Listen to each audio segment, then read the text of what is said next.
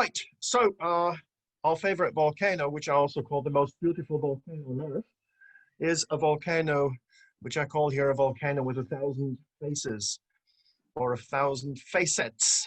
A volcano which indeed is extremely versatile, changes a lot and changes rapidly and displays almost all different types or styles of volcanic activity, from very quiet lava emission to powerful explosive activity, including the whole bunch of nasty things like pyroclastic flows and mud flows, which luckily are very, very small on this volcano. And Etna also has a beautiful thing. Etna is very big and very broad, and so people live at a safe distance normally. Okay, so this is the first slide with a photograph that I took 2 days ago from my home. My background photo here is from this morning, and you can see there are several vents erupting in this moment at the summit of Etna. We'll see how many there are really in a moment. So this is actually a view of Etna from the town where we met last year, Grande. One of the most beautiful views of Etna, actually, which is, for those who didn't know, a big mountain. And by the people here call Etna not the volcano or Etna, they call Etna the mountain or the Lady Mountain, a Montagna, which currently has a summit height of approximately 3,320, give or take a few meters. Certainly not the 3,340 that you read in many places. And indeed, the height of Etna changes very often and very dramatically sometimes, as does also the shape of this volcano, because little more than a century ago, there was one single crater at the top of Etna, which had already been there for many, many centuries and apparently worked quite well, the central crater. And then in 1911, things began to change because a new crater appeared on the northeastern side of the central crater, which therefore was called, we got also a lot of fantasy here, the Northeast Crater.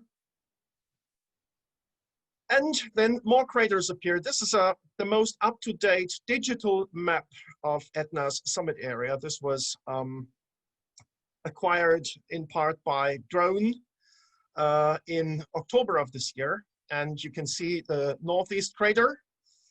As I said, currently the tallest point of Etna, about 3,320 meters. And then below the Northeast Crater to the southwest of it are two craters, which represent the former central crater, the Voragine, the big mouth, which appeared in 1945 and was joined in 1968 by the Bocca Nuova, the new mouth, which is not very new any longer. And then 3 years later, in 1971, the Southeast Crater appeared. And the Southeast Crater is a particular phenomenon because the Southeast Crater is behaving as though he was the volcano himself. And so the Southeast Crater has not one vent. There's actually two cones which have grown together in the last couple of years. The newer one we used to call the New Southeast Crater, but just a few days ago, we decided to call the whole thing again the Southeast Crater. And the Southeast Crater is the one that you see in my back here. And the two vents that you can see are the red dots that you can see on the Southeast Crater. So we used to call the eastern part, the southeastern part of it, the New Southeast Crater, but we have returned to the name Southeast Crater with a vent in the center and the vent on its eastern side erupting in this moment.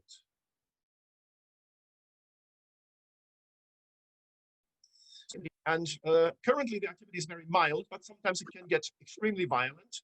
This is one of the most powerful eruptions of what we then call the New Southeast Crater. It was a very, very vigorous crater for a few years. It grew very, very rapidly, and it produced a lot of these very powerful, explosive episodes with huge lava fountains and a lot of emission of tephra, ash, hilly, pyroclastic material, heavy fallout around the volcano. Sometimes the eruption columns rose to 12 kilometers or more above the volcano. And the consequences were quite annoying. Many times, tens of times, there was a downpour, a rain of black fragments of rock, ash, lapilli, which fell to several tens kilometers away. Here we are in Taormina, which is nearly 30 kilometers from the summit. And you can see this black material lying on everything on the ground, which became a problem because you needed to clean it away, and it clogged drainage systems and made traffic difficult. And also, due to the fact that there was a lot of traffic on this material on the roads, it was crushed into fine dust, and people inhaled fine dust, which became a potential health hazard. So these are the main problems during activity at the summit of Etna. But lava flows from the summit have never, ever come anywhere close to the populated areas around the volcano, which is different when eruptions occur from the sides of it, so-called flank eruptions or lateral eruptions, as you can see in this beautiful 19th century sketch. You see a big eruption cloud rise from the side of the mountain. Anyway, the eruptions on the flanks are those that we fear most, because these are the eruptions. If they occur low on the sides of the mountain, they can reach and invade populated areas. This does not happen very often, luckily. The last time that the village was destroyed, it was nearly 100 years ago, 92 years ago, in November 1928, the village of Mascali, of which we see an impressive photograph here. But in the meantime, the population has increased and urbanization has increased. There's a lot of infrastructure, so we have become much more vulnerable, and a new eruption like this one, or others that we've seen in the past, which were even bigger, would become a very, very, very, very major challenge.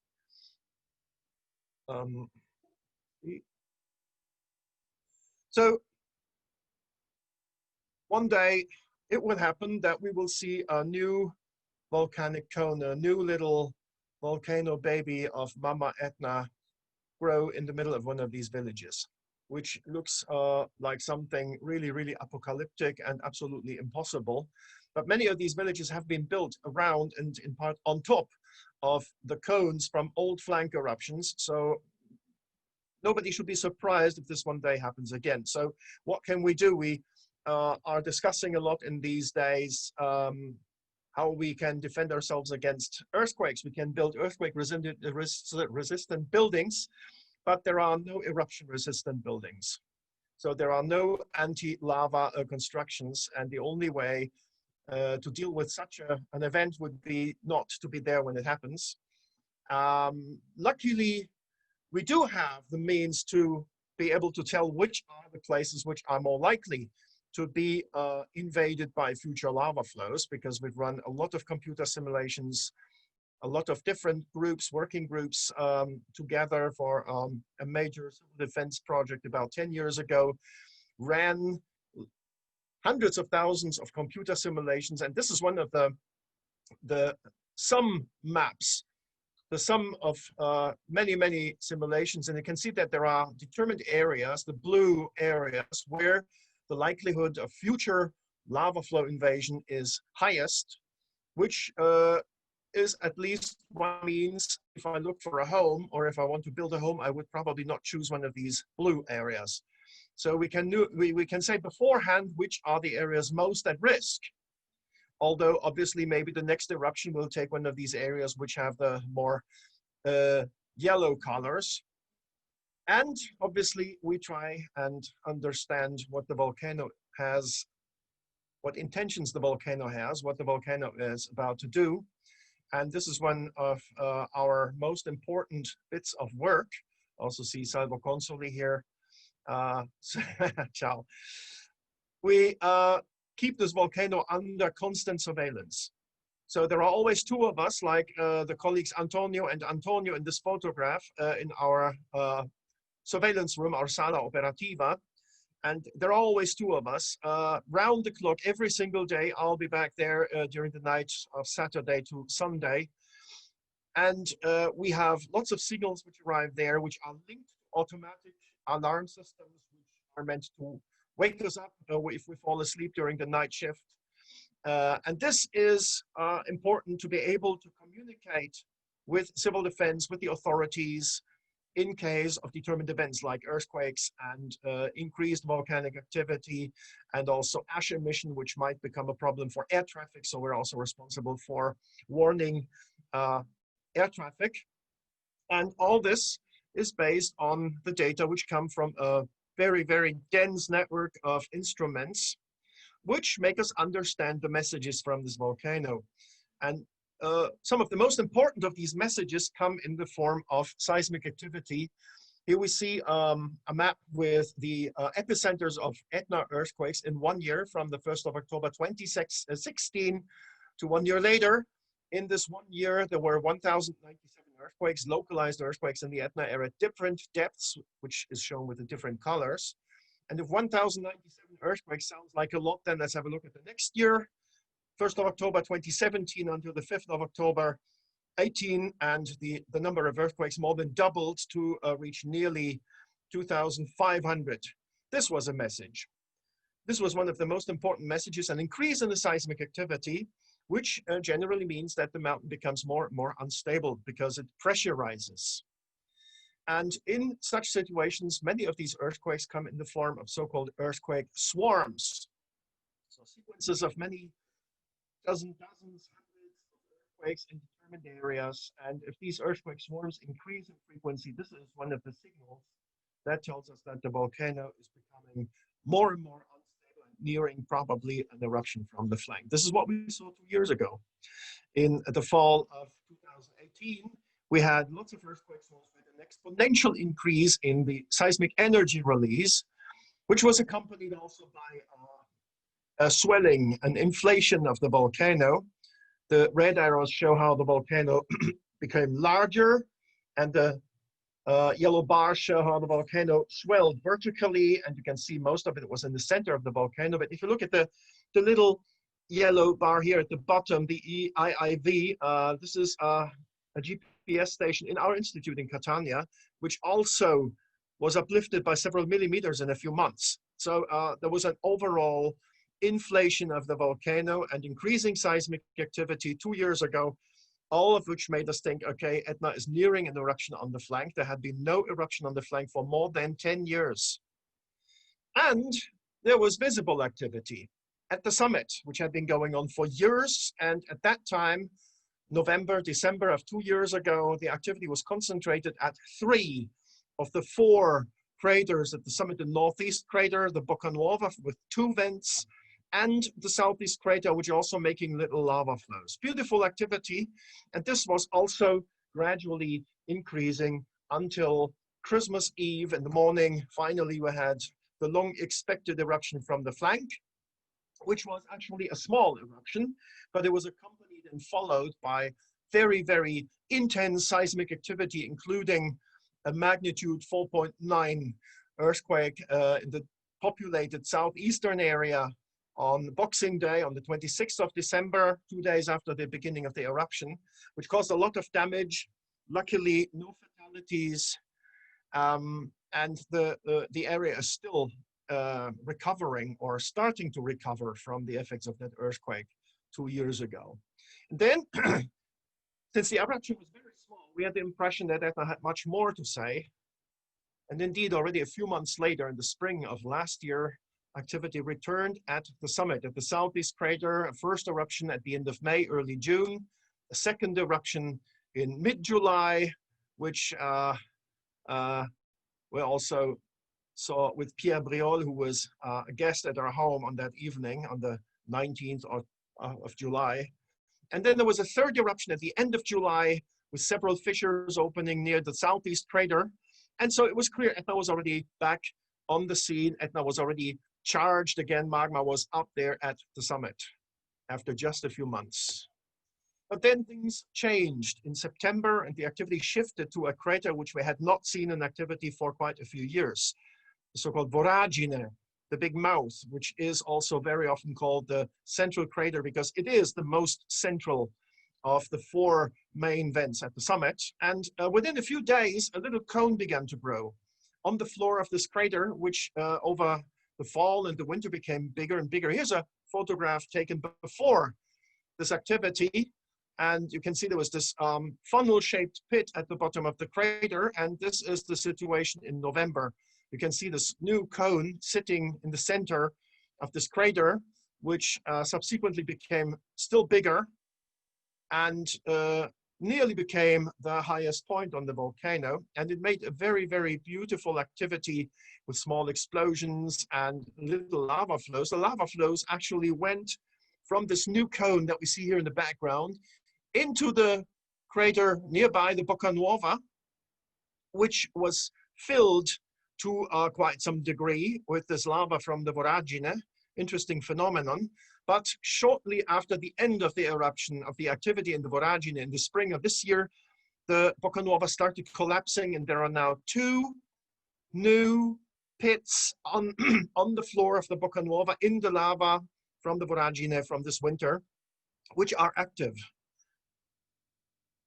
But then in the spring of this year, the southeast crater returned and became the main actor on the summit of Etna, with even a small lava fountain episode on the 19th of April. And since July, the activity is virtually continuous. And again, also the northeast crater has become active throughout the fall of this year. So we have the northeast crater in activity, we have the Bocca Nuova in activity, and we have the southeast crater in activity. Only the voragine in this moment is taking a little nap. And so let's return to the photograph of 2 years ago. This is December, or no, early December, not November, early December of 2018. The 3 craters, the northeast crater, the Bocca Nuova, and the southeast crater, simultaneously in activity. And now we will see an image of a few weeks ago. So we have a very, very similar situation right now, only that in this moment, the southeast crater is erupting from 2 vents. You can see them here behind me. And this is how the activity looked 2 nights ago. I'm almost finished. It is extremely spectacular to see this activity. It is really, really, really beautiful. So we have the vent that we call the saddle vent, because it lies in that place where for a few years there was a marked saddle between the old and the new cone of the southeast crater. And now there is this vent erupting there. And then we have the easternmost vent of the southeast crater, which also erupted 2 years ago before the December Christmas eruption. So it is really, really an interesting situation. For the moment, the activity is simply beautiful. And also this morning, it was really, really nice to have the new snow here. You can see the crater is all black now, it is white again. And this, yeah, this is a photograph of this morning. Here we can see the Bocca Nuova at left and the 2 vents of the southeast crater. You can see a lot of new snow here. We can see a little light here. This is the arrival station of the cable car. So that is the current situation. So the question is, where is Etna going? We have a lot of things that look similar to the situation of 2 years ago. We have an increase in the seismic energy release, although this is a lot less than 2 years ago. Ground deformation, the swelling of Etna is also happening, but at a relatively low and stable pace. So there is no acceleration in this moment, except for the activity at the summit. This seems to expand to more and more vents at the summit. And this is an important point. We do not have any signal, any sign of a new flank eruption anytime soon. At the same time, we know it might happen anytime. So things are quite interesting in this moment. But for as long as this activity goes on, we're all happy because it is beautiful and it is not creating any problems. So with this, I think I'm finished. I hope it wasn't too long, and thank you very much. Let's get out of the presentation. Thank you, Boris. Thank you very much. Well, we are not, unfortunately, on the field, but yes, it's quite if we are in the field. I wanted to say I'm very sorry that this year this year cannot be here, because it is really, really, really beautiful. It is So, extremely thank beautiful. you very much for this picture, because we are living with the Etna, with Insegnaci Etna, quite Yes. quite in real time, quite in real time. Thank you very much. Those of